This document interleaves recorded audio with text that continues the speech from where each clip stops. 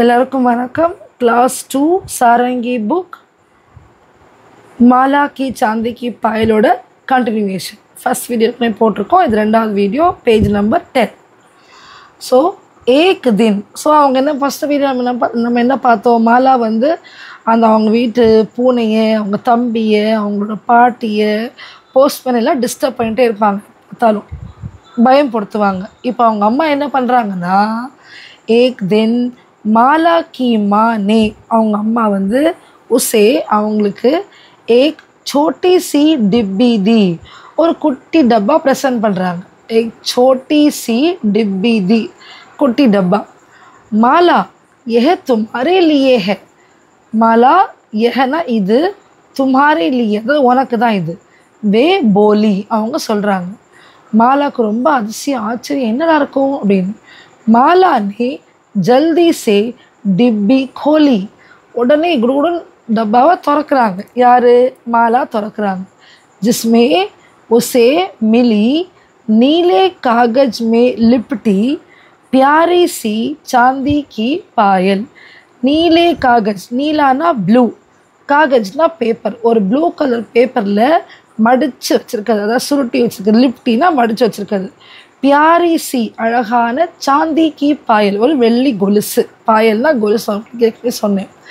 இப்போ என்ன பண்ணுறா, அந்த கொலுசை பார்த்தோம் ரொம்ப சந்தோஷப்படுறா மாலா.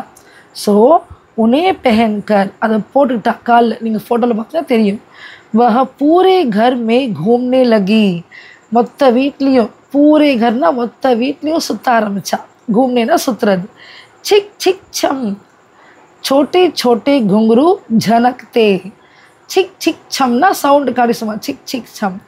சோட்டே சோட்டே குங்குருன்னா அந்த சலங்கை, அது குட்டி குட்டியாக இருக்க சலங்கெல்லாம் சத்தம் வருது. ஜனக்தேனா சவுண்டு வருது. சிக் சிக் சம். அப் மாலா ஜஹாं பி ஜாத்தி சப் ஜன் ஜாத்தே. மாலா எங்கெல்லாம் போவாங்களோ எல்லாருக்கும் தெரியும், அவங்களுக்கும் தெரியும். ஓகே, மாலா இங்கே தான் இருக்கா. ஏன் தெரியும்? அவங்க காலில் போட்டிருக்க கொலுசு சத்தத்தால். ஸோ அதான் இங்கே போட்டிருப்பாங்க பிக்சரில், கால் கொலுசு.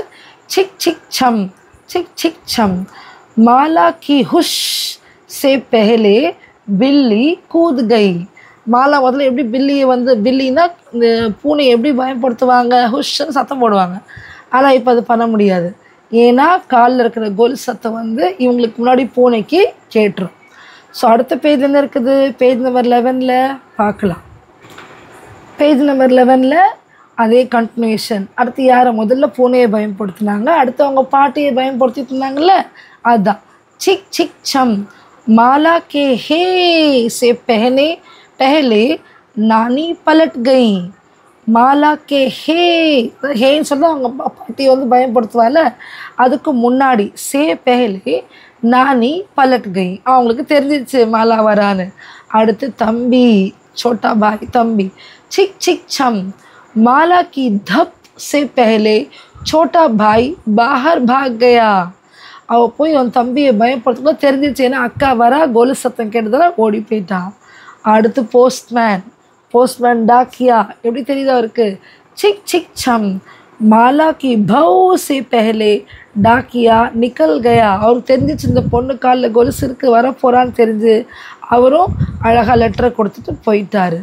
லாஸ்ட்டில் என்ன நடக்குது? சிக் சிக் சம். அப் மாலா கிசி கோ டரா நஹி பாத்தி. இப்போது மாலா யாரையும் பயப்படுத்த முடியல. அப் மாலா கிசி கோ டரா நஹி பாத்தி. तो ऐसे में மாலா ने क्या किया. இந்த மாதிரி வரும்போது என்ன பண்ணிப்பாங்க மாலா? என்ன பண்ணாங்க? உஸ்னே அப்னி சாந்தி கி பாயல் உத்தார் தி.